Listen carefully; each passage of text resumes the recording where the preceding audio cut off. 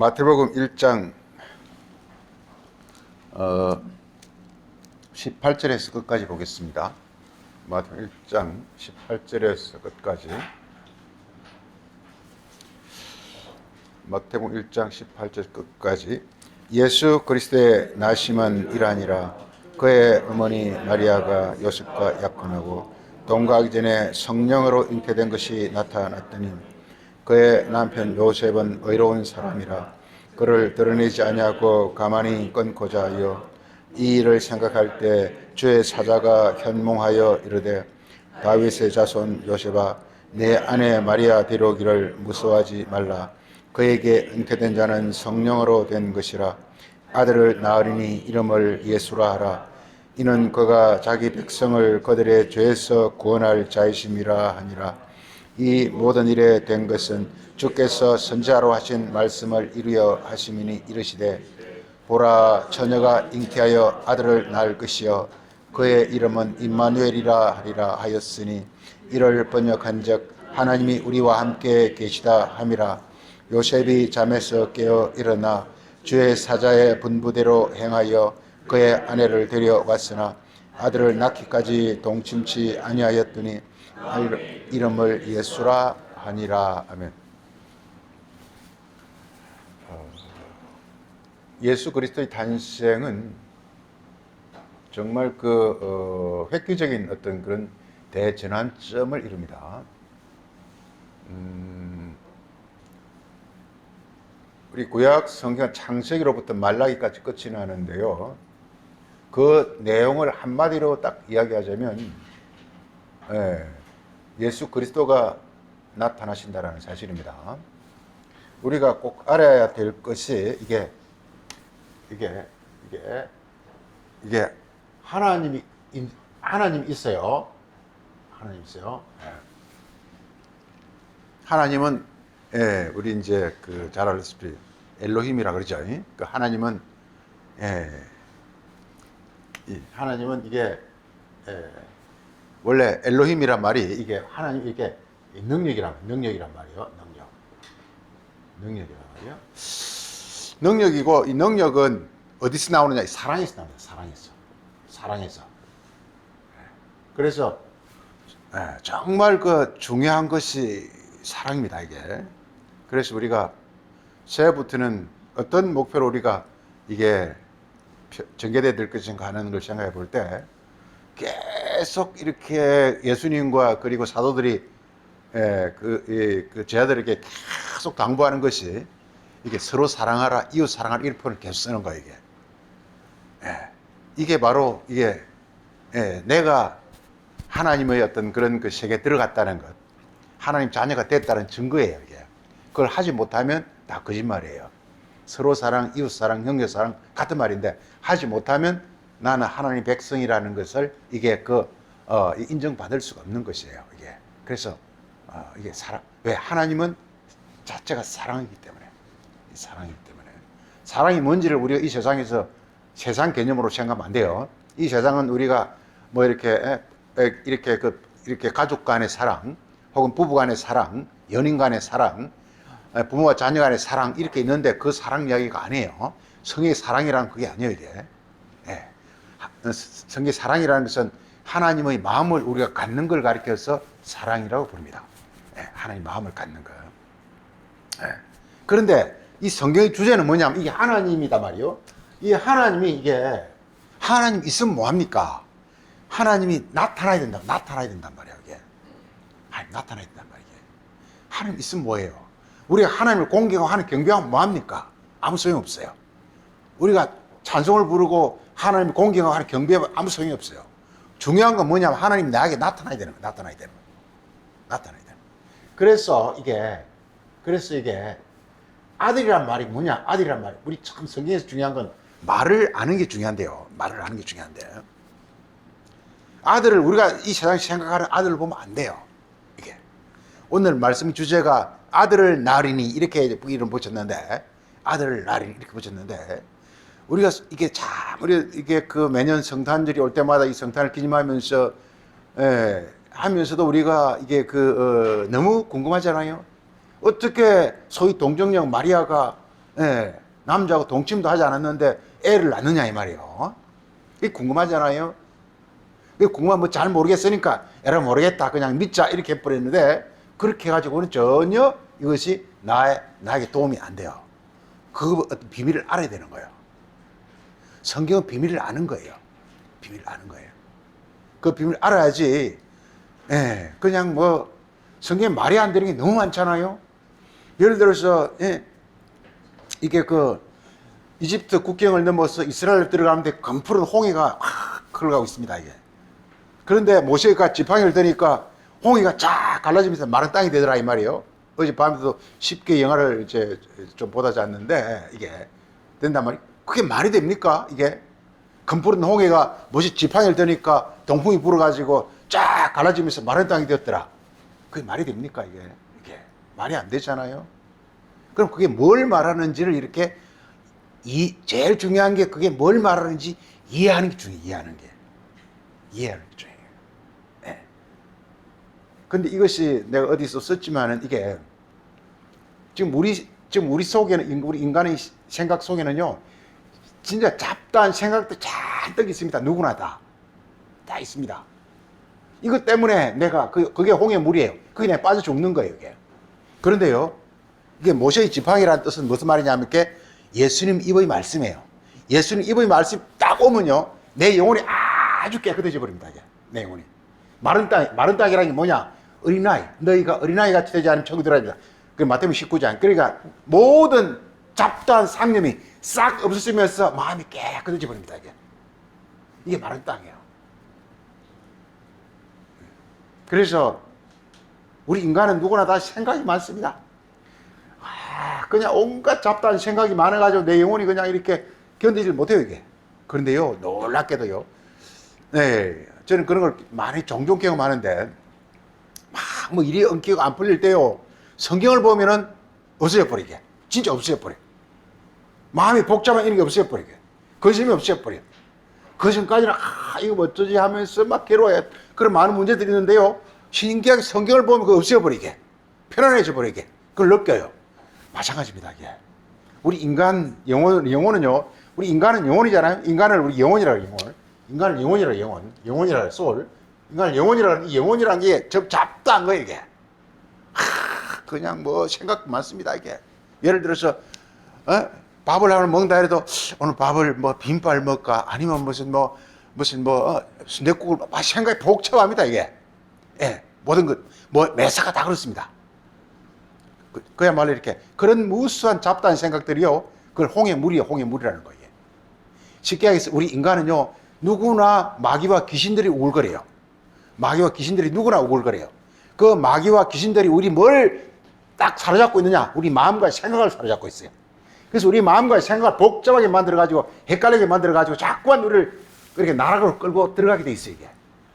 그런데요 모세의 지팡이, 즉 모세의 지팡이라는 것은 권세와 능력의 말씀이라는 뜻인데, 그 하늘에서 온 권세와 능력의 말씀이 오는 그 순간에 그냥 귀신과 마귀가 꼼짝 못하고 그냥 입을 딱 이렇게 잠잠해져 버려요. 그러면서 하늘로부터 오는 그 지혜와 하늘의 빛이 내 영혼을 확 비춰버립니다. 이게. 자, 그래서 중요한 게 이게 오늘 말씀 중요한 게 이게 우리가 창세기로부터 이게 이 말라기까지 긴 어떤 그 역사의 과정, 이 긴 과정이 말하는 단 한마디가 뭐냐? 여기 주제가 뭐냐? 아들이 뭐냐? 하나님이 하늘에 있으면 뭐합니까? 자신을 나타내야지. 나타내야 이게요. 우리가 이게 아인슈타인이 이렇게 세계적 과학자잖아요. 이게 지금까지 나온 그 중에서 가장 뛰어난 과학자라고 이렇게 브레인이 가장 뛰어난 사람으로 이렇게 알고 있는데, 그분이 이렇게 그 자기 논문이 단 하나 E = MC 자승이란 이렇게 그냥 간단해요. 이 공식 하나를 딱 이렇게 그 당시 이렇게 트루만 대통령에게 딱 보냅니다. 이게 그 당시 이게 2차 대전 때 일본이 하고 독일하고 막 극성을 부리고 있으면서 정말 이렇게 그 미국과 연합국이 정말 이렇게 고초를 겪고 있을 때인데, 그래서 이게 아인슈타인이 굉장히 고뇌하다가 이거 하나만 그 편지에 그냥 이 임시자성이란 이 하나만 보냅니다. 이걸 보냅니다. 이게 뭐냐? 이걸 상대성 이론이라 그러는데, 에너지라는 것은 질량 곱하기 시가의 광속이에요. 광속. 빛의 속도, 광속의 자성이다 하는 거예요. 그러니 이 에너지가 어마어마한 에너지가 나오는 거예요. 왜냐하면 질량이 광속의 자성으로 곱한 만큼의 에너지가 나오니까 어마어마한 거예요.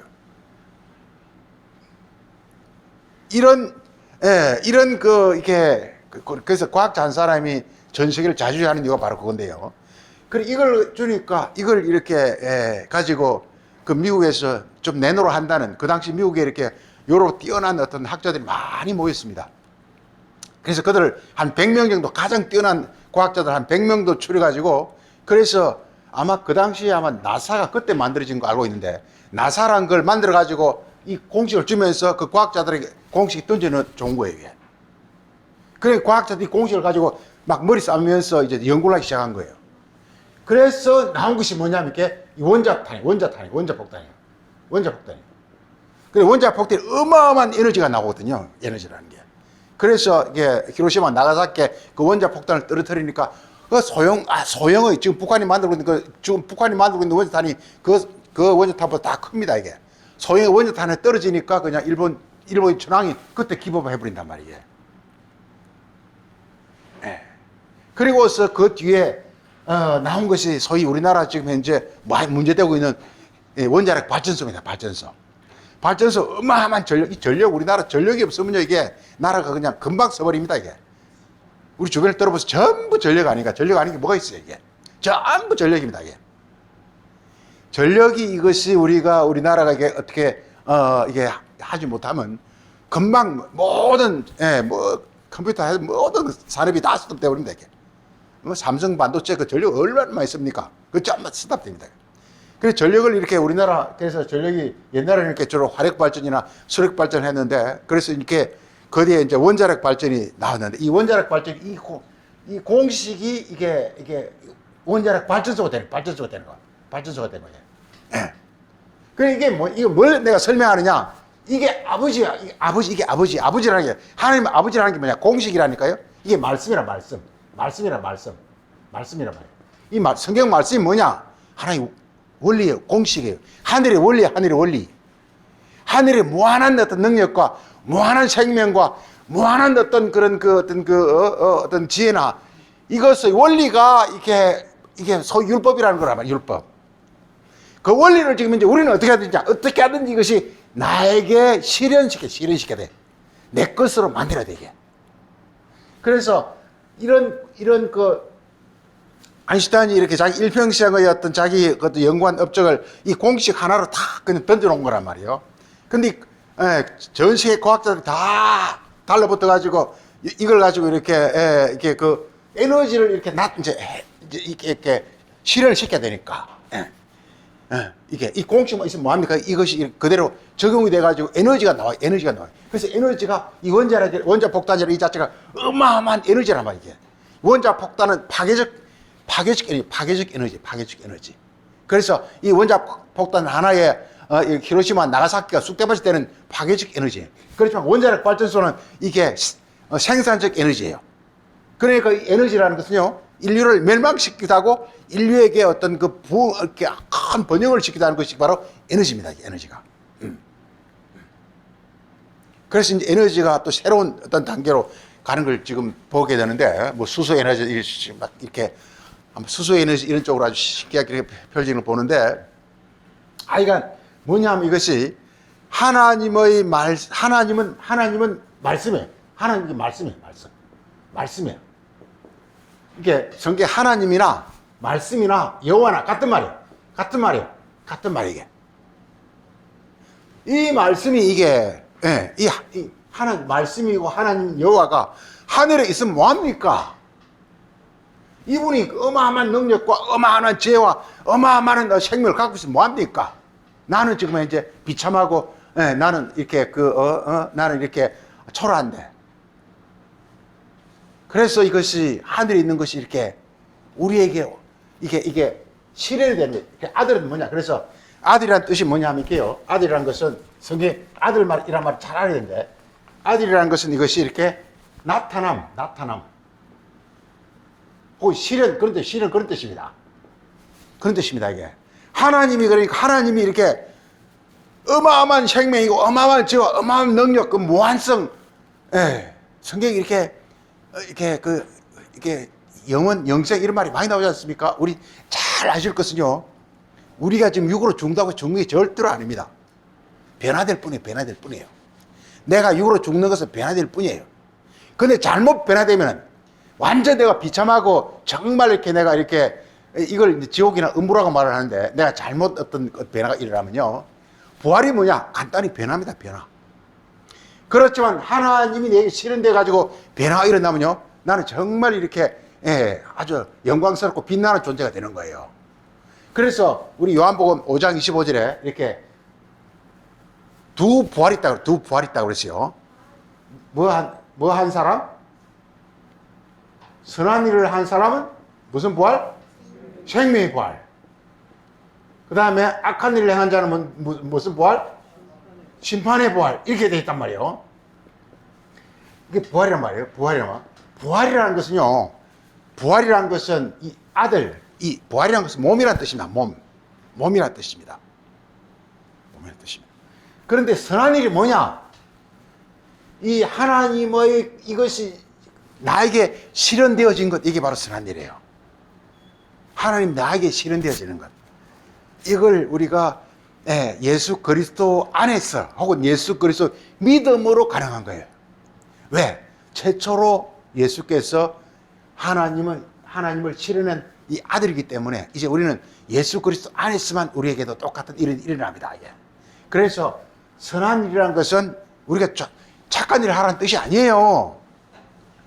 가서 이렇게 불이웃 돕고 착한 일을 하라는 게 아니라니까요. 성경 말씀을 잘 깨닫는 것, 이게 선한 일이에요. 예수님을 통해서 하늘의 원리를 내 몸에 적용하는, 예수를 믿는단 말이 뭐냐?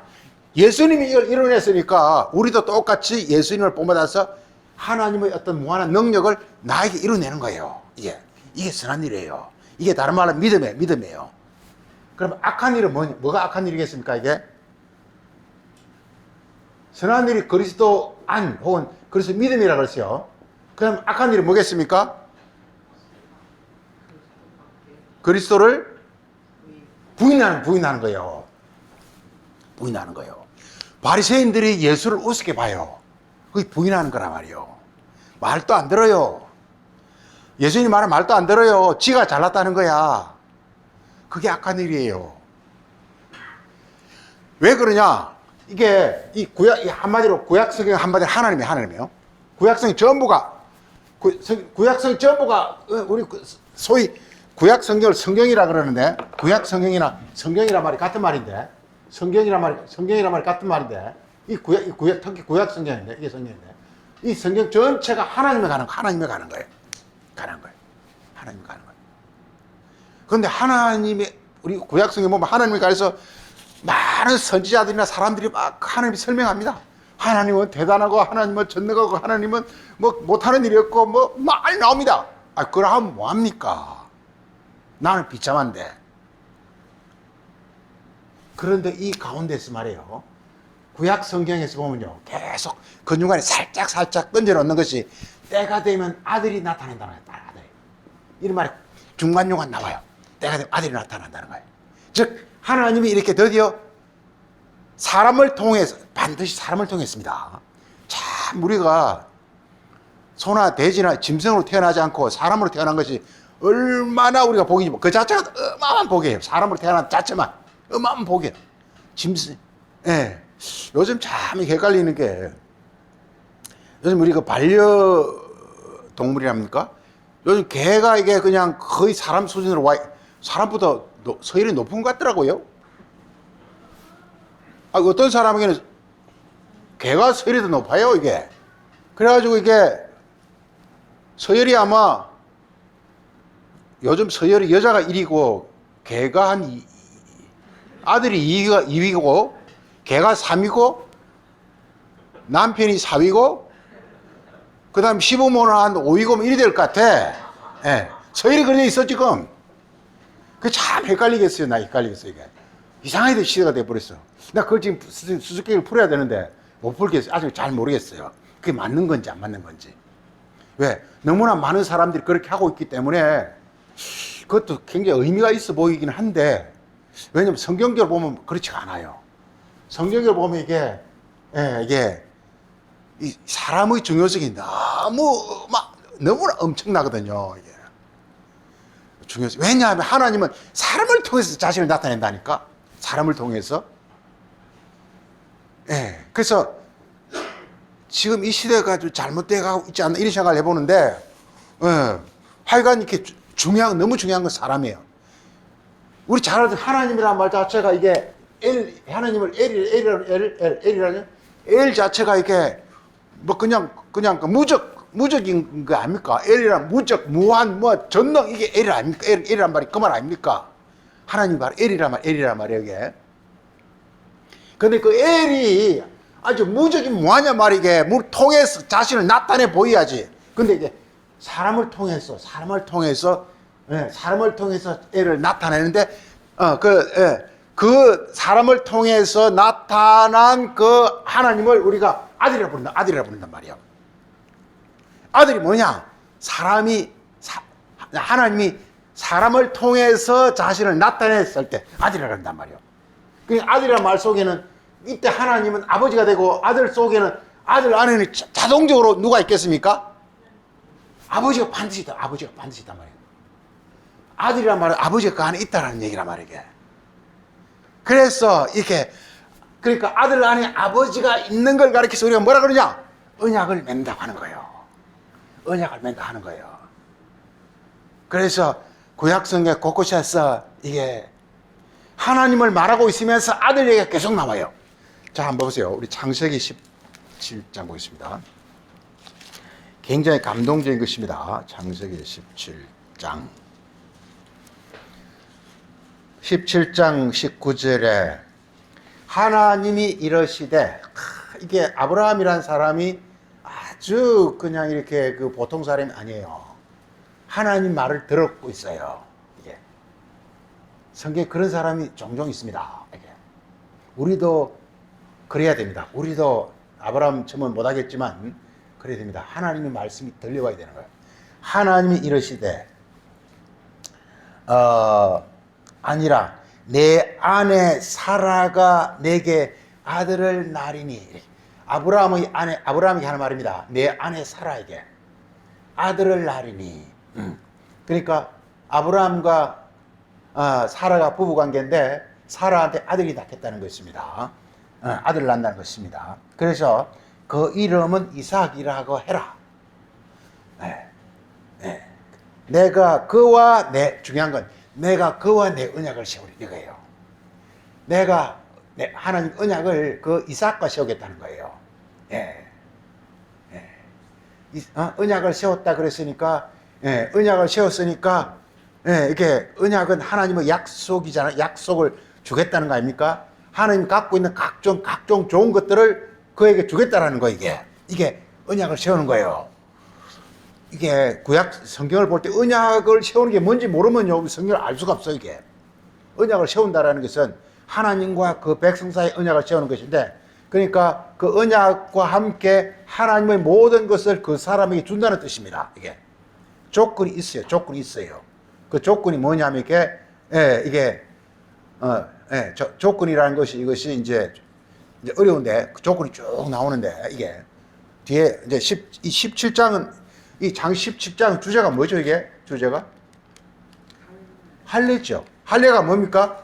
자신의 육의 본성을 십자가에 못 박는 거란 말이에요. 그러니까 언제 이게 하나님 언약을 세우느냐? 뭐 할 때? 십자가에 못 박을 때. 아닌 게 아니라 바리새인들은요, 십자가가 뭔지 몰랐어요. 예수님이 갖고 온 강력한 어떤 그 복음의 원리가 십자가예요. 그래서 예수님이 이렇게 십자가를 졌어요, 이게. 그러니까 십자가를 졌으니까 어떤 일이 발생하겠습니까? 예수님과 하나님 사이에 뭐가 맺어졌겠습니까? 언약이 맺은 거예요. 그러니까 이 창세기 17장이 예수님에게 와서 이루어지는 거예요. 그래서 예수님이 아들이 된 것은 뭐냐? 하나님과 언약이 세워져야 아들이 된다니까. 하나님과 관계성이 완전히 이렇게 언약이라는 것은 뭐냐? 하나님과 사람 사이의 관계성이 완전히 이렇게 이 땅에서도 그렇잖아요. 이렇게 멀쩡한 사람들이 서로 만나가지고 결혼해버리니까 부부관계 되잖아요. 마찬가지로 이렇게 그냥 아브라함이고 하나님이었는데 그냥 서로 관계가 없었어. 그런데 하여간 서로 이렇게 음성이 들려서 만나가지고 이렇게 이게 이렇게 그래서 언약을 맺으니까 이게 저도 이렇게 하나님 아들이 된단 말이에요. 자, 우리가 여기서 볼 때 알아야 될 게, 우리 꼭 알아야 될 게, 이 아브라함이라는 사람에게 아내가 둘이 있었어. 첫 번째 아내가 누구였죠? 하갈이었어. 두 번째 아내가 누구였죠? 사라였어요. 그 뒤에 또 나오기도 합니다. 그러니까 하갈하고 아내에 됐을 때 아브라함이 아들을 낳았어요. 그 아들 이름이 뭐죠, 이게? 이스마엘입니다. 그 다음에 두 번째 아내가 사라인데, 사라하고 결혼해가지고 아들을 낳으니까 그 아들 이름 누구였죠, 이게? 이삭이었습니다. 그 뒤에 또 아브라함은 또 이렇게 창세기 20번 보면 또 이렇게 이렇게 막 첩도도 막 했습니다. 그런데 갈라디아 이게 뭐 어렵잖아요. 갈라디아서 4장에서 바울은 이걸 우리에게 설명해 줍니다. 이 말은 아브라함이 장계를 여러 번 갔다 그 말이 아니라 이게 비유라는 거예요. 이 성경 비유, 즉 비밀을 아는 게 중요한 거예요. 그래서 그럼 하갈이 뭐냐? 이 율법. 사라는 뭐냐? 진리라는 거예요. 진리라는 거예요. 그러니까 이게 아브라함이 율법이나 진리는 둘 다 하나님 말씀이잖아요. 그러니까 아브라함이 하나님을 알되, 아브라함이 하갈과 결혼한다는 것은 하갈과 결혼한다 그 얘기하는 게 아니라, 아브라함이 하나님을 알되 뭘로 알면? 율법으로 알면 뭐밖에 안 된다? 이스마엘, 육신의 사람. 이걸 우리가 옛사람, 예수님 당시에는 바리새인, 옛사람, 육의 사람 밖에 안 된다는 거예요. 그러니까 이게 육신의 사람, 지금 하나님 금방 뭐라 했습니까? 누구랑 언약을 맺는다고 그랬죠? 이삭과 맺는다고 그러니까 이스마엘하고는 언약을 안 맺어요. 언약을 안 맺는다는 것은 하나님의 관계성이 없다는 거예요. 하나님 신성이 그에게 안 온다는 거예요. 바리새인은요, 성경 말씀을 열심히 지켰지만 하나님의 지혜나 하나님 능력이나 하나님 생명이나 이게 안 온다는 거예요. 이게 언약이 안 맺으니까. 그런데요, 아브라함, 이걸 제가 하는 말이 아니라 갈라디아 4장에서 바울이 설명하는 겁니다. 그러니까 아브라함이 사라와 결혼했으니까, 즉 뭘 알았으니까 알 때? 이 영의 진리를 알 때, 영의 진리가 이거 아는 게 성경 한마디로 이 영의 진리를 아는 것이 이게 사라와 결혼하는 거라니까요. 사라와 결혼한다는 건데, 그런다니까요. 이게 오늘 이렇게 처녀가 아들을 낳을 것이하고 또 그거하고도 연결되는 거예요. 처녀가 애 낳는다는 얘기 아니에요. 안 돼요, 이게.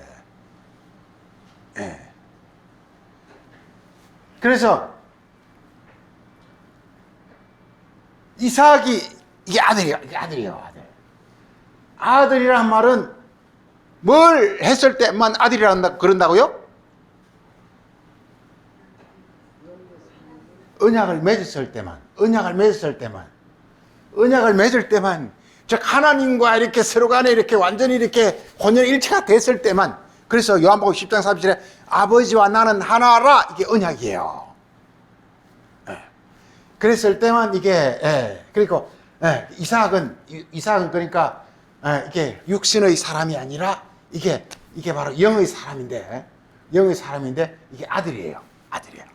하여간 이게 우리 아들이란 말 잘 알아야 됩니다. 이게 대전제가 말이에요. 이게 성경은 구약 성경은요 하나님에 관해서 계속 말하고 있어요. 근데 하나님이 뭐 그분은 뭐 그냥 뭐 못하는 게 없고 뭐 이렇게 그분은 뭐 영원하고 뭐 좋은 말 다 나와. 근데 그러면 뭐하냐 이 말이에요. 나와 관계가 없으면 그림의 떡이지. 그런데 나와 관계를 맺으면 그 관계를 맺는다는 게 너무 어렵잖아요 이게. 그래서 구약의 많은 사람들이 어떻게 하면 이렇게 그 관계를 맺을까 애를 썼지만 다 실패했어요. 그래서 이게 그리스도만 이게 드디어 성공한 거예요. 그러니까 그리스도가 뭐냐? 최초의 아들이에요. 최초의 아들이에요. 최초의 아들이에요. 구약에서는 뭐냐? 이삭이 뭐냐? 이삭은 그리스도의 예표예요. 네, 그리스도의 예표예요. 앞으로 그리스도가 이렇게 이삭과 같은 모습으로 올 거라는 걸 미리 보여주는 거예요. 그래서 우리가 마태복음 1장 맨 처음에 나오는 게 예수 그리스도에서 증거하면서 이렇게 마태는 뭐라고 증거하죠? 마태복음 1장 1절에서 아브라함의 아들이다라고 말하고 있어요. 예수 그리스도를 아브라함의 아들, 우리말 번역은 뭐라고 되어 있죠? 아브라함의 우리말은 자손으로 번역되어 있잖아요. 자손으로 번역하면 안 돼. 되게 영 안 되는 건 아니지만 그게 딱 헬라로 정확하게 휘어스러게 아들로 딱 아들로 돼 있어요. 우리말 번역은 자손으로 번역이 해놨는데 왜냐하면 그 예수가 아브라함의 아들이다 이러니까 말이 잘 안 되니까 자손으로 번역해놨는데 정확하게 예수는 아브라함의 아들이에요 이게. 다윗의 아들이에요 이게. 그걸 아들 내야지 자손으로 번역하면 안 됩니다 이게. 왜 번역을 우리말로 자손으로 했는지 모르겠어요 이게. 하여간 뭐 자손으로 해도 영 안 되는 건 아니지만 그래서 중요한 게 이게 아들이라는 것은 우리 꼭 알아야 될 게 이게 그러니까 이게 구약 성경은 딱 이렇게 하나님에 관해서 계속 이렇게 막 사도들이 선지자들이 뭐 막 증가하다가 딱 그냥 이렇게 아들이 딱 나타나니까 끝나버리는 거예요. 한마디로 아들이 딱 나타나면 성경이 끝나버리는 거예요. 성경은 뭐냐? 정말 이렇게 창세기로부터 시작해서 그냥 어떤 성경 흐름이 흘러내려오잖아요, 이게. 아들이 딱 나타나면 끝나버리는 거예요. 아들이 나타나면 끝나버리는 거예요. 왜? 모든 성경은 바로 이렇게 그 아들에 관해서 말하고 있기 때문에. 아들이 나타나는 것을, 그걸만 바라보고 성경을 쓰고 있기 때문에. 모든 선지자들 증거가 뭐냐? 아들이 나타난다는 거예요. 그래서 우리 창세기 좀 더 보면요. 자, 우리 창세기 거기 18장 한번 보겠습니다. 18장에서 이렇게 10절에서 여호와께서 아브라함에게 이르시되 내년 이맘때 온다 한 것이 예수님, 그러니까 아브라함부터 예수님까지 오는 게 내년 이맘때야. 내년 이맘때. 내년 이맘때면 지금 1년만 있으면 온다 했는데 그 1년이 아니라 몇 년이 걸렸습니까? 아브라함부터 이렇게 예수 그리스도까지 이게 하여간 막 이게 이 사학자들 이걸 이렇게 막 계산하는 사람이 있는데 이게 아브라함은 이게 약 시간을 따져서 한 4,000년 이상 됩니다.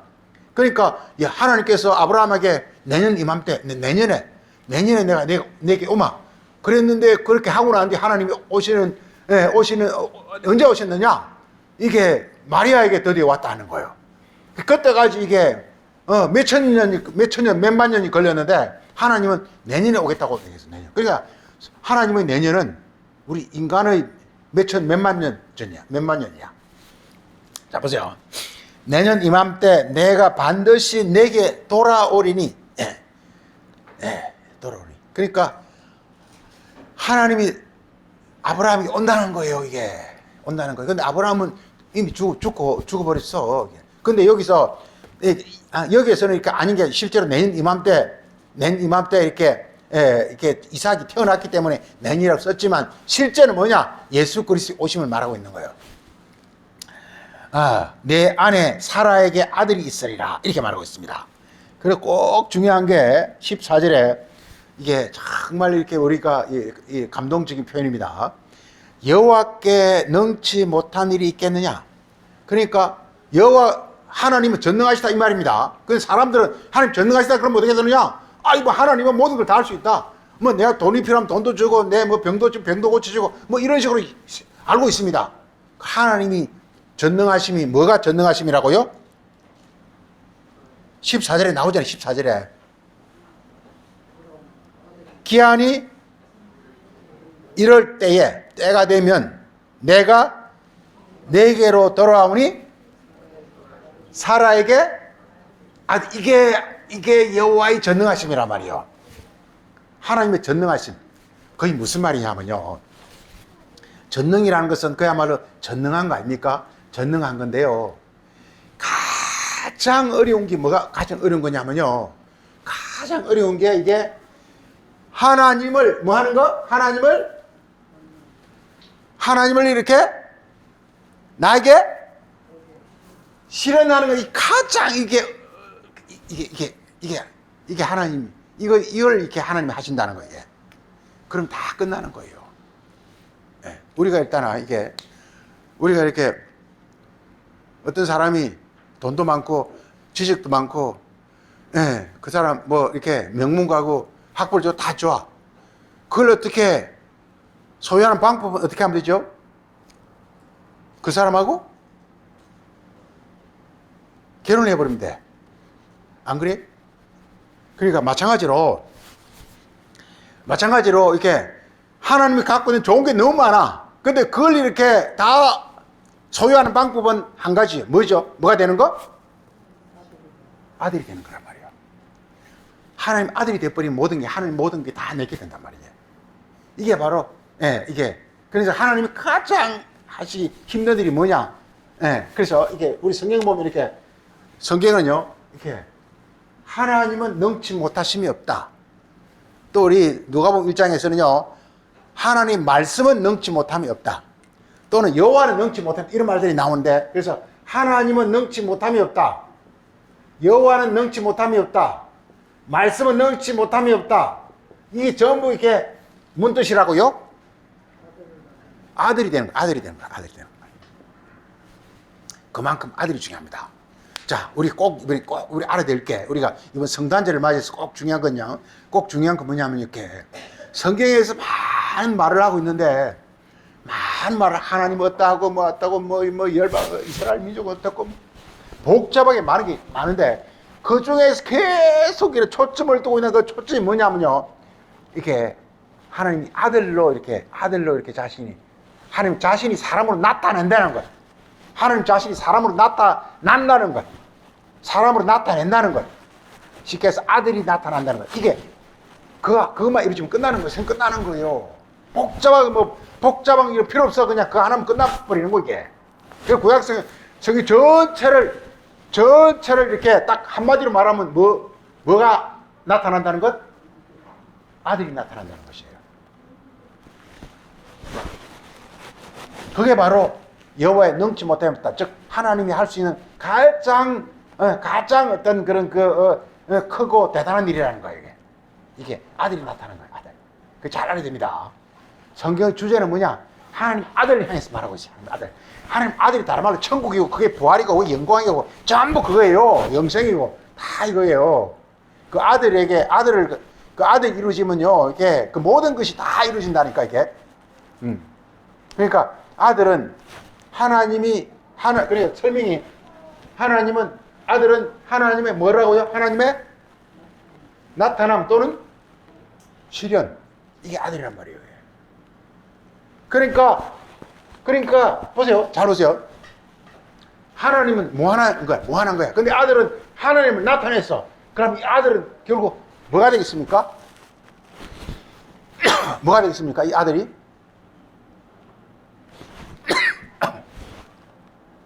진짜 하나님이에요. 진짜 하나님.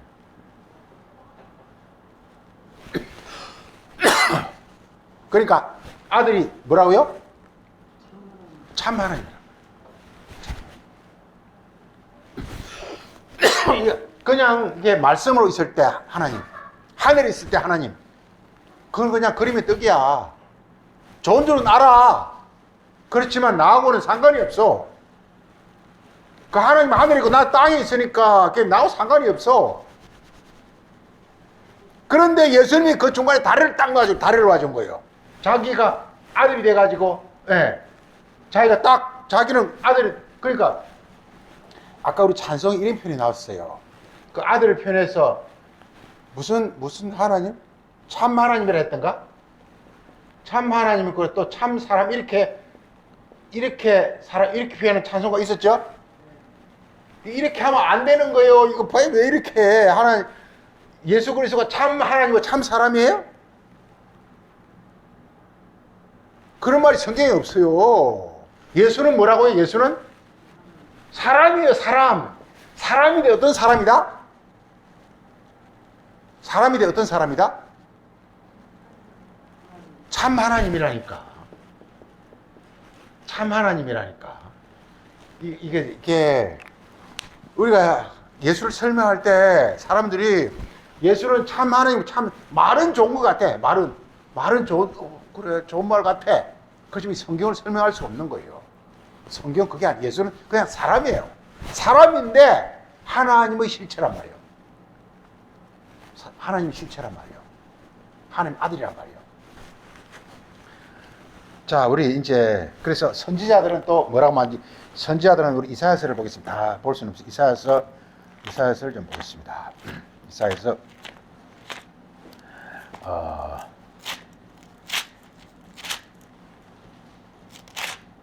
이사야서 7장. 그래서 선지자들도 전부 이 선지자들이 뭐냐? 선지자 한 일이 뭐냐? 아들을 지금 나타내야 된단 말이게.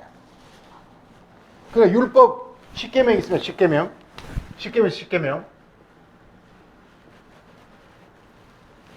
율법. 이 율법은 지금 현재 가만 보면 뭘 말하고 있습니까? 율법은 이게 10계명. 여호와 하나님이다. 우상 섬기지 말라. 그다음에 이게 한마디로 이게 율법 10계명 이게 뭘 말하고 있습니까? 이게 뭘 말하고 있는 것 같아요?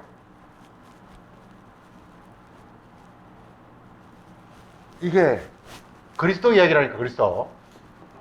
예수님은 이런 분이다라는 걸 말하고 있단 말이게. 그런데 사람들이 볼 때 율법이 그래 10계명 그래 안 보이잖아요. 살인하지 마, 말라, 가늠하지 마, 이렇게 보이잖아요. 그런데 이게요, 우리가 살인하지 않고 가늠하게 도둑질하지 않으려면 어떻게 되느냐? 우리가 그리스도가 돼버리면 그들이 가능한 거예요. 우리가 그리스도 안에 들어가서 그리스도와 똑같으면 가능한 거예요, 이게. 예. 그래서, 율법이라는 것은 계명을 말하고 있지만 궁극적으로는 뭐냐? 이게 아들에 관해서 말하고 너가 아들이 되라 이 말이에요. 우리가 거짓말하지 말라 이 말은 성경이 뭔지도 모르고 씨부리지 말라 그 말 아니에요. 거짓말하지 말라는 게 성경 뜻도 모르고 지 마음대로 씨부리지 말라 그 말이잖아요. 어떻게 해야 우리가 그렇게 할 수가 있죠? 성의 뜻을 환히 알아야 아버지가 내 안에 오셔야 되죠. 그럼 어떻게 해야 거짓말하지 않죠? 뭐가 돼야? 아들이 돼야. 아들이 되면 거짓말하지 않아요. 뭐가 거짓말입니까? 성경에 거짓말하지 말라는 말이 나와요. 뭐가 거짓말하지 말라는 겁니까? 성경에 그 뜻도 잘 모르고서 함부로 말하지 말라 그 말이에요. 그 말씀 속에는 하나님의 마음과 뜻이 들었어요. 말씀 속에는. 바리새인들은 뭐냐? 안식을 지키라. 안식을 열심히 지키면 안식을 지키 뜻을 모르고 지키고 있다니까. 그러니까 그 뜻을 알아 뜻이에요. 그 뜻을 알려면 어떻게 되느냐? 하나님 아버지를 모시면 가능해. 하나님 아버지를 모시면. 즉 아버지와 언약을 맺으면 가능해. 그러니까 언약을 맺는다, 아들이 된다, 다 같은 말이에요. 그럼 가능해. 예를 들어 그런 겁니다. 자, 그래서 이사야서 보겠습니다. 이사야서 그 7장의 14절에 오늘 성탄절이니까 이미 이사야서에서 성경 여러 곳에서 이미 아들에 관해서 말하고 있어요. 아들이 오면 모든 게 다 해결됩니다. 아들이 오면 성경 모든 말씀이 다 해결됩니다. 이게 아들이 오게 되면 이게 모든 말씀이 이루어질 뿐만 아니라 하나님의 모든 계명들이 다 이루어집니다. 이게 우리만 그래 우리도 똑같이 이렇게 말씀을 지키고 말씀 이루면 어떻게 되느냐? 예수 그리스도 안에 들어가면 다 이루어지게 돼 있어. 안에 들어가면 그 말씀을 지켜서 깨달으면 예수님 말씀을 깨달으면 너희가 내 안에 내가 너희 안에 이게 뭐냐? 말씀을 깨닫는 거예요. 예수님 말씀을 깨달으면요 똑같이 우리도 아들 안에 들어가요. 아들 안에 들어가면 뭐냐? 모든 말씀이 다 이루어지게 돼 있어요. 원리가. 그래서 우리가 이렇게 창세기도 그랬고 그리고 선지서에서도 아들에 관해서 계속 이야기 나와요. 그래서 드디어 이렇게 때가 참에 아들이 드디어 이 땅에 나타난 거예요. 자, 보겠습니다. 그래서 14절에 그래서 여호와께서 친히 한 징조를 너희에게 주실 것이라. 이렇게. 그래서 예수님이 오신 걸 징조라. 징조. 이게 징조라. 하나의 표적이라. 이 누가복음에서 표적이라. 표적.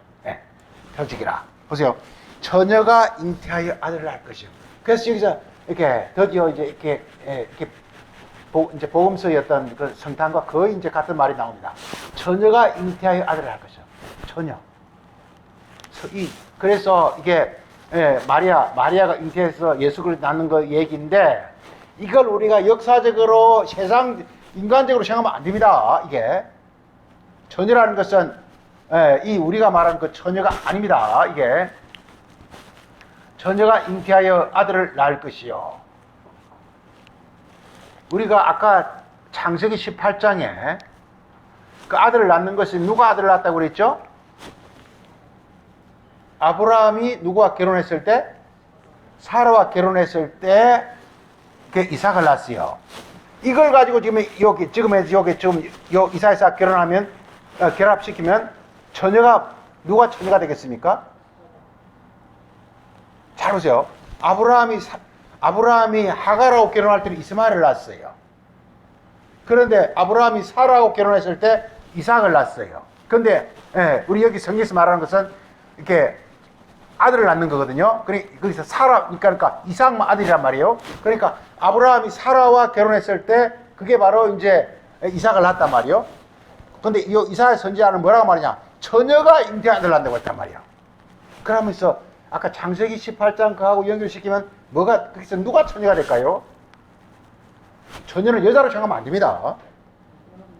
우리 고린도후서 11장 2절 보면요. 사도 바울이 고린도 교회 성도들에게 이런 말을 하고 있어요. 내가 너희를 정결한 처녀로 만들어서 그리스도와 이렇게 부부 관계를 맺게 하겠노라 이렇게 말하고 있어요. 그러니까 성경 안에 남자 여자가 없어요. 남자 여자가 없어요. 그러니까 하여 정결한 처녀가 돼가지고 정결한 처녀가 되면 누구를 맞이한다고요? 그리스도를 맞이한단 말이에요. 그래서 우리가 역사적으로 성경을 자꾸 생각할 때 옛날에 마리아라는 여자가 그냥 애를 낳았다 이렇게 하면 안 된다라는 거예요. 성경이 그 얘기 하는 게 아니에요.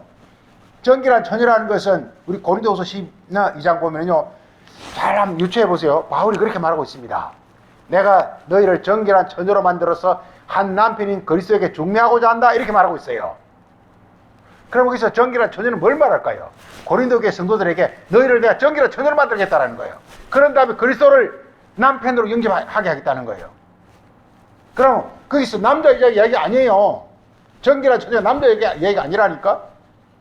성도 자체를 그냥 그 고린도교회 성도들 전체를 그냥 처녀로 보고 있단 말이에요. 그래서 이게 정결한 처녀로 만들어가지고 그리스도를 남편으로 만든다 했다 그 말이에요. 이게 그리스도를 남편으로 만들면 그 처녀가 그리스도와 이렇게 그런데 우리가 보면은 그 정결한 처녀를 그리스도를 영접하면 그 정결한 처녀가 아들로 바뀐단 말이에요. 이게. 잘 보세요. 자, 아브라함과 사라와 결혼해가지고 이삭을 낳았어요. 그럼 아브라함과 이삭의 관계는 어떻게 될까요?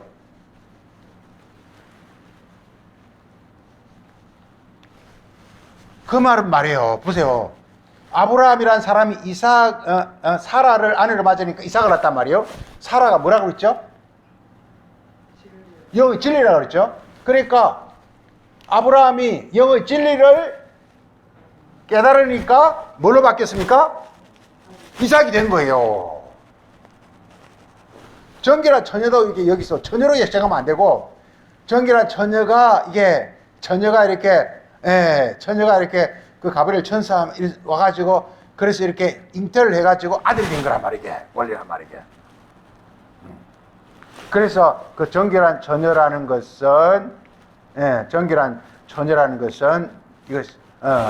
것은 바로 이렇게 순수한 심령을 가리킨다 이 말이요. 이게 우리도 똑같습니다. 우리도 남자 여자 아니에요. 우리도 이게 정말 하나님의 그 어떤 그 진리의 말씀에 간절한 심령으로, 심령이 가난한 자, 쉽게 해서 심령이 가난한 자, 그게 바로 정결한 처녀라니까. 심령이 가난한 자, 심령이 가난한 자에게는요, 이게 반드시 하늘에서 영의 진리가 와서 그 영혼을 천국으로 만든다니까. 그래서 마태복음 5장에서 심령이 가난한 자는 복이 있나니 천국이 저희 것이며 이렇게 말한단 말이에요. 자, 보세요. 그래서 처녀가 잉태하여 아들을, 여기 처녀라는 것은 정결한 처녀란 뜻이고요. 정결한 처녀는 이게 우리 육적 처녀를 말하는 것이 아니라 심령이 그냥 그야말로 이렇게 정말 이렇게 순수하고 경건한 자, 간절히 그리스도를 사모하는 자, 이런 자입니다. 이게 처녀라고 말하고 있어요. 이게. 그런데 지금 개도릭에서 계속 아기 예수 해가지고 뭐 이렇게 마리아가 품고 있고 이런 식으로 하면 사람들 헷갈리게 만들어 버린다니까. 그 얘기 하는 게 아니에요. 이게 예수가 애 응양하는 거 아니에요. 이게 그게 아니란 말이게. 정말 이렇게 아기 예수라는 것은 순수하고 때묻지 않는 영혼이 됐음을 말한단 말이게. 이렇게 그 아들이 태어나는 걸 가리킨단 말이에요. 임마누엘이라 이렇게 말하고 있고요. 그 다음에 하나만 더 보게 되면요. 9장 한번 보겠습니다. 9장. 오늘 성탄절이기 때문에 우리가 이게 그리스도에 관해서 좀 보고자 하는 것입니다. 그리스도라는 것은 이렇게 이미 창세기에 그리고 이사야서에 미리 말씀하고 있어요. 거기서 보면은 이렇게 9장 6절에 한 아기가 우리에게 낳고, 그래서 예수 그리스도 아기라고 했습니다. 그래서 이걸 가지고 자꾸 요 구절 가지고 아기에서 하고 있단 말이에요. 이게 애를 말하는 게 아니에요. 애를 말하는 게 아니라니까. 응앙한 애 말하는 게 아니라니까. 그게 아니라 애기라는 것은 우리 마태복음 19장에 예수님이 말합니다. 너희가 어린아이와 같이 되지 않으면 천국에 들어가지 못하, 이렇게 되어 있어요. 그럼 우리가 어떻게 어린아이가 됩니까? 우리가 요한복음 3장에 니고데모가 할배야. 한 7, 80 먹은 할배야. 그냥 도사야. 성경 박사야. 그런데 성경에 자꾸 헷갈리고 뭔가 어떤 하나님 세계 비전이 잘 안 보이고 한단 말이에요. 근데 예수님 보니까 너무 저 양반이 보통 사람 아닌 신통해 보인단 말이에요. 그러니까 밤에 몰래 찾아옵니다. 이게 도대체 당신이, 예수님은 그 당시 나이가 한 30살밖에 안 됐고 이 니고데모는 한 7, 80문 할배란 말이에요.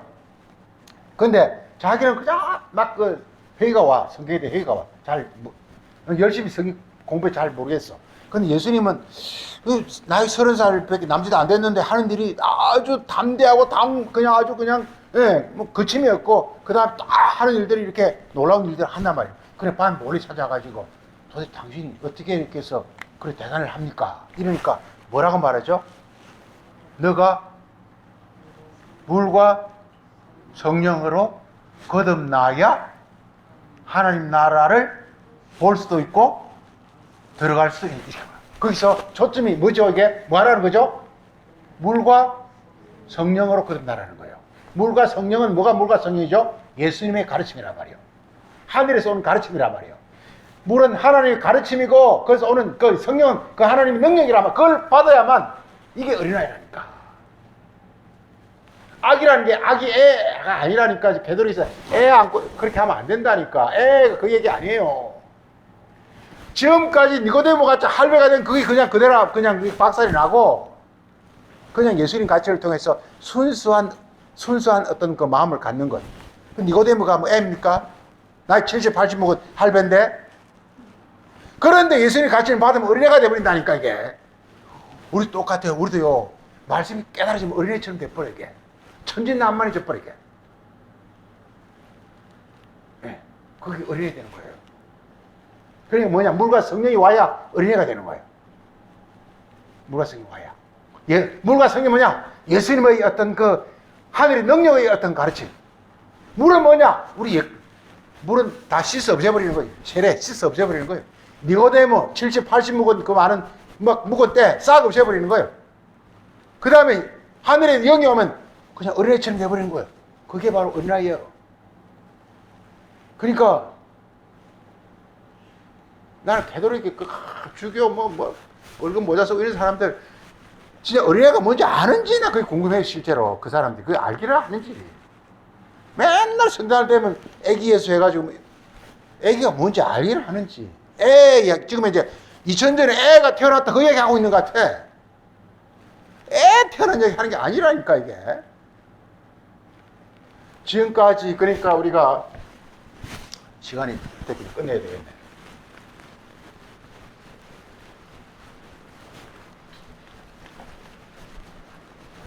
이게 성경 두 나무에 두 나무. 그러니까 큰 이렇게 이 선악나무가 이렇게 엄청난 많은 어떤 선악나무 있어요. 이게 뭐냐? 이게 창세기로부터 해가지고 이게 말라기까지 큰 이 선악나무 있어요. 네, 나무 있어요. 한마디로 육의 사람. 이 육의 사람이다. 그런데 여기 이게 조그맣게 이렇게 어린 나무가 하나 난 거예요, 이게. 생명나무 어떻게 하나 난 거예요. 네. 그런데 여기 있는 사람들이 이게 여기서 비치니까 빛이 비친단 말이에요. 그래서 여기서 한 사람 한 사람 이렇게 들어오기 시작해요. 이 나무가 막 자라는 거예요. 자라는 거예요. 그 생명나무가 나중에 계절 가면 이 선악나무 쭉 없어져 버리고 말라기 이렇게 다니엘에서 나오죠. 이 생명나무가 아주 온 세상을 다 하게 되는 거예요. 이걸 로마 10장에서 바울은 접붙인다 이렇게 접붙인. 여기서 이렇게 접붙인다. 우리가 여기 있다가 성경이 뭐냐? 우리가 여기 있다가 여기로 옮겨지는 거예요. 옮겨지는 거예요. 네. 이것은 선악나무는 이렇게 마귀의 나무예요. 마귀의 나무. 여기서 마귀가 왕이네요. 여기서는 이제 그리스도의 나무. 이게 천국이에요. 이 천국으로 이게 세계가 바뀌어지는 거예요. 네. 그래서 처음에는 뭐냐? 조그마한 싹이 안 난다고 이사야 11장에 나오고 있어요. 조그마한 싹이 하나 나온다고 그랬어요. 생명나무 싹이 하나 나와가지고 그게 자라가지고 나중에 온 세상을 다 이렇게 덮게 돼 있습니다. 원리가 이게. 그래서 하여간 오늘 중요한 것은 이게 하나님 아들이 드디어 나타났다는 거. 이렇게 구약 성경은 계속 말하면서 하나님 아들이 때가 되면 나타날 거라는 거예요. 나타날 거라는 거예요. 이게. 즉 하나님이 나타나지 않으면 하나님이 의미가 없어요. 하나님이 아들이 나타나지만 하나님이 의미가 없어요. 하나님이 아무리 대단하면 뭐합니까? 나타나지만 아무 의미가 없다니까. 그러니까 예수님께서 드디어 자기 몸으로 나타낸 거예요. 이게. 그게 아들이에요. 아들.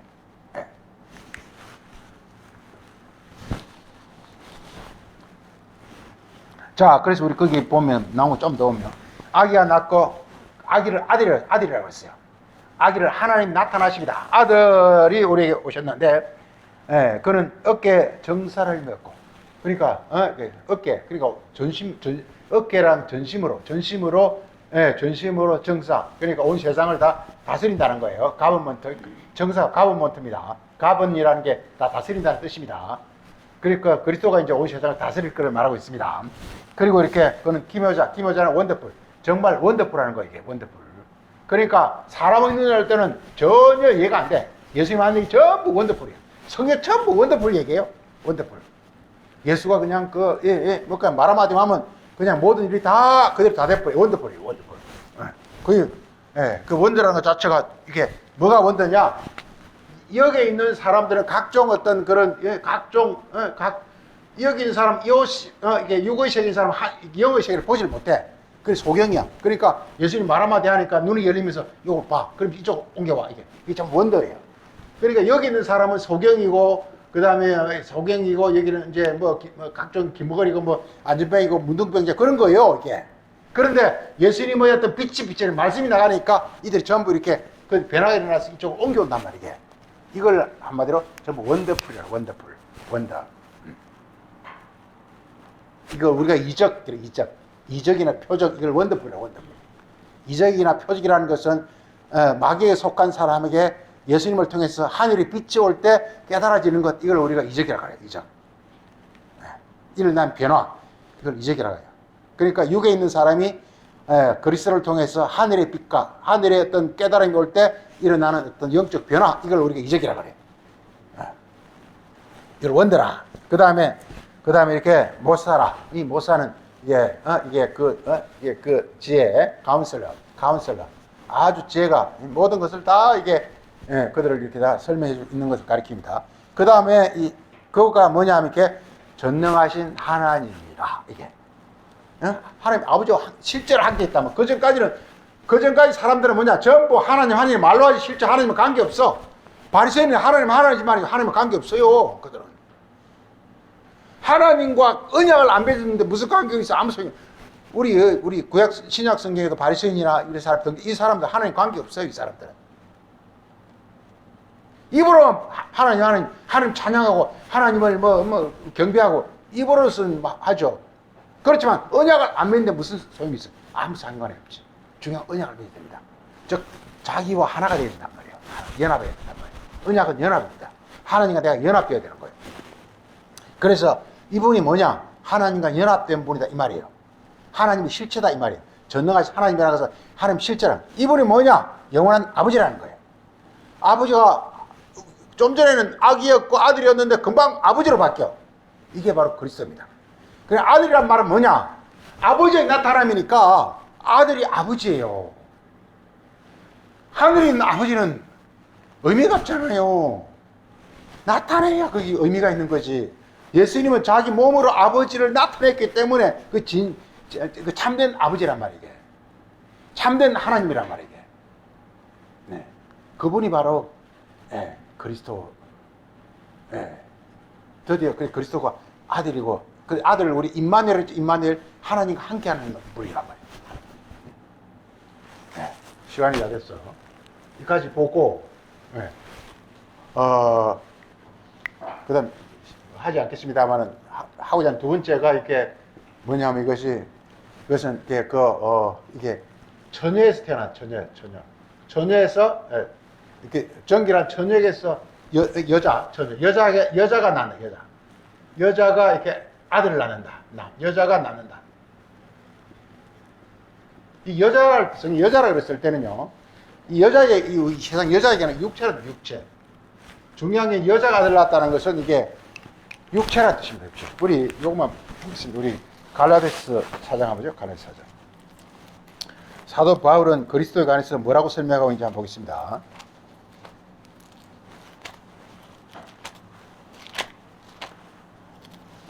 우리가 이렇게 그리스도에 관해서 성탄절을 맞이 그리스도에 관해서 알 게 너무 많습니다. 잘 알아야 됩니다, 이게. 왜냐하면 잘 알아야 나도 거기에 참여해가지고 똑같이 그리스도가 가진 그 모든 그 어떤 것이와 능력을 나도 가질 수 있기 때문에 잘 알아야 됩니다. 그래서 이 갈라디아서 4장 보게 되면요, 4장 거기 4절에 예수님은 이렇게 설명하고 있습니다. 자, 우리 2절에 우리도 어렸을 때는 전부 이렇게 세상의 초등학문 안에 있다. 즉 성경을 율법을 알고 있다 이 말이에요. 그런데 때가 참에, 중요한 때가 참입니다. 그러니까 이게 하나님이 이미 창세부터 아들을 약속하고 있었어요. 근데 그 아들이 오기까지는 말라기를 지나가지고 마태복음까지 시간이 엄청나게 오래 걸렸어요. 때가 차는데 금방 오래 걸린다 이 말이에요. 때가 참에. 그러니까 때가 차야 되고, 두 번째는 정결한 처녀가 있어야 되는 거예요. 그 두 가지예요. 그리스도가 오려면요, 그리스도가 이 땅의 그 모습, 즉 하나님이 실체가 나타나려면요, 두 가지 요건이 있어야 된다니까요. 하나가 뭐라고요? 때가 차요. 또 하나는요, 정결한 처녀가 나타나. 두 개가 있어야 된다니까. 이 두 개 있어야 드디어 그리스도 이 땅에 자기 모습을 나타낸다고요. 그 때가 참에 하나님이 그 아들을 보내셨는데, 아들로 그리스도가 나타나셨는데, 어떻게 나타났다고요? 여자에게 나타난 여자에게. 이 여자에게 나타났다라는 거 이게 육체로 나타났다는 뜻이에요. 육체로 나타난 뜻이에요, 이게. 왜냐? 하나님이 그 영에 있을 때는, 그 영만 있을 때는 그게 의미가 없다니까요. 중요한 건 하나님 뭘로 나타나야 된다고요? 사람, 여자로 나타나야 돼. 여자로 나타나야 된다. 육체로 나타나야 돼. 육체로. 아까 그러잖아요. 생명의 부활, 그 육체라니까. 육체가 중요하다. 육체가 중요하다.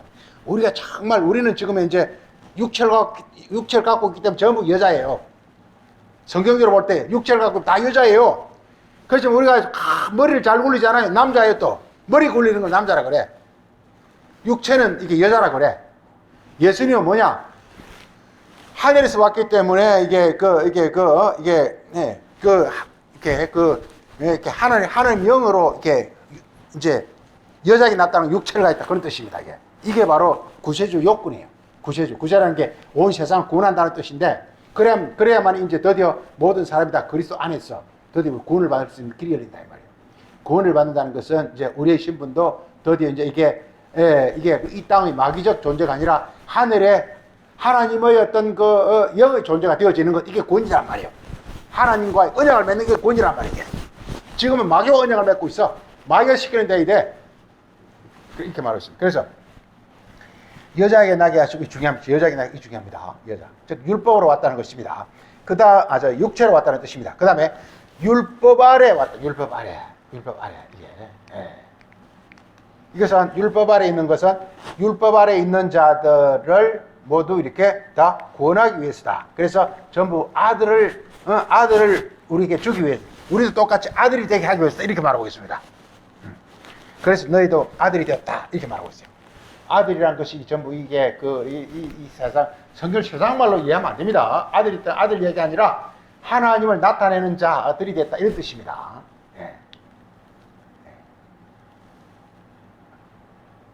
율법 아래 왔다 그랬으니까 육체로 왔고, 그러니까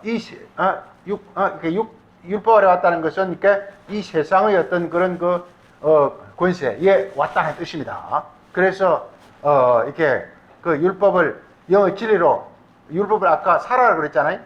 하갈이라고 그랬잖아요. 그러니까 이게 하갈을 사라로 바꿔버렸단 말이에요. 아브라함이 바꿨듯이. 아브라함 두 번 결혼했다는 뜻이 아니라 아브라함은 처음에는 율법을 알았다가 그 다음에는 영의 진리를 알았다. 이것이 바로 두 번 결혼을 한 거란 말이죠.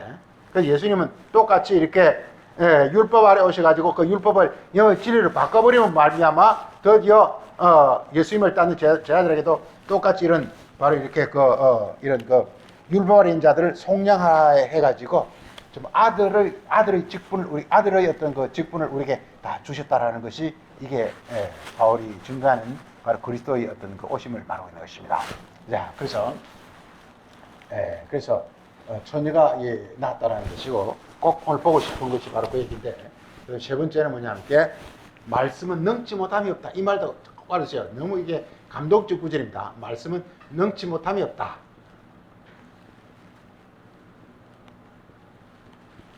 이 말은 뭡니까? 말씀은 이게 하나님이라 그랬죠. 말씀은 반드시 뭐 한다? 아들을 낳는다. 아들이 된다 이 말이에요. 말씀이란 건 뭐냐? 반드시 사람으로 나타난다는 거야. 이게 중요한 거예요. 우리가요 그냥 밥 먹고 뭐 한다고 사람이 아니에요. 말씀이 자기에게 실현돼야 이게 성경적 사람이 되는 거예요. 말씀이 자기에게 깨달아져. 그래 말씀이 실현되려면 어떻게 되느냐? 말씀이 깨달아지고 그 말씀이 이렇게 영의 능력으로 자기에게 확 이렇게 작동할 때 드디어 이것이 이게 되어지는 건데, 우리 이걸 가리켜서 이게 아들을 낳는다라고 하는 것입니다. 그래서 말씀이 능치 못함이 없다. 잘하세요. 그냥 하나님은 뭐든지 다 한다 이렇게 하면 이런 뜻을 알면 안 됩니다. 하나님 말씀이 반드시 뭐냐 하면 이렇게 아들을 낳는다. 나를 하여금 하나님 아들로 나를 변화시킨다 이 말이에요. 하나님 말씀은 반드시 나를 하나님의 영광의 자녀로 변화시킨다. 이게 바로 여호와의 말씀을 능치 못함이 없다는 뜻입니다. 마치겠습니다. 거룩하신 아버지, 오늘은 성탄절을 맞이해서 함께 주님의 오신 그 성경적 의미와 그리고 선지자들의 증거를 통해서 또 과정을 우리가 함께 살폈습니다. 우리에게 은혜를 베푸시고 역사하셔서 우리 이 땅을 사는 동안에 주님의 이 땅에 오심의 그 신비함과 그리고 또 우리가 어떻게 해서든지 주님 안에 함께 참여함으로 말미암아 주님께서 우리에게 약속하신 그 이렇게 영광과 놀라운 주님의 그 축복을 누리는 그런 복된 영혼이 다 될 수 있도록 은혜를 베풀어 주시옵소서. 오늘도 감사드렸고 예수님 이름으로 기도합니다.